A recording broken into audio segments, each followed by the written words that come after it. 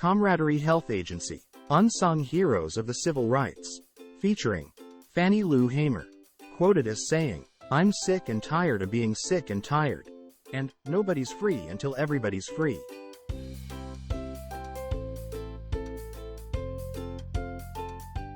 Born Fannie Lou Townsend on October 6, 1917, she was the last of the 20 children that her parents, who were sharecroppers, had in rural Mississippi. Fannie Lou Hamer became a civil rights leader in the 1960s.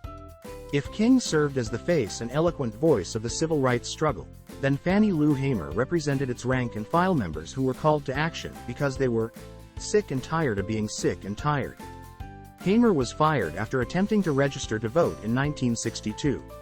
She dedicated her life to the fight for civil rights, working for the Student Nonviolent Coordinating Committee, SNCC. This organization was comprised mostly of African American students who engaged in acts of civil disobedience to fight racial segregation and injustice in the South. These acts often were met with violent responses by angry whites. During the course of her activist career, Hamer was threatened, arrested, beaten, and shot at. But none of these things ever deterred her from her work.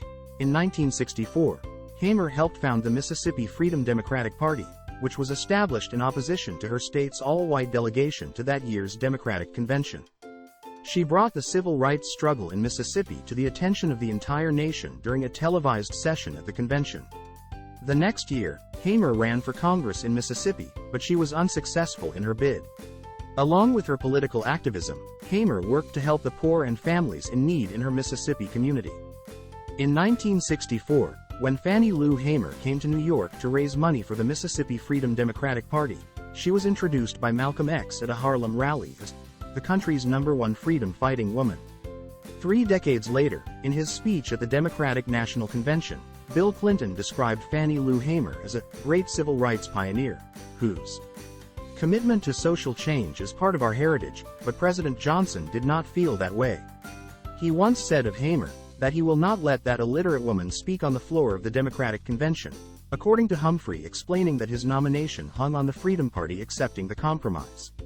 "I was amazed," Hamer remembered later, "and I said, 'Well, Mr. Humphrey, do you mean to tell me that your position is more important to you than 400,000 black people's lives?'" Fannie Lou Hamer endured many injustices, which included getting a hysterectomy without her consent. But she went on to be one of the most important, passionate, and powerful voices of the civil and voting rights movements and a leader in the efforts for greater economic opportunities for African Americans. Thanks for watching. Don't forget to subscribe to our channel Camaraderie Health Agency TV for more helpful tips and information on choosing the right protection.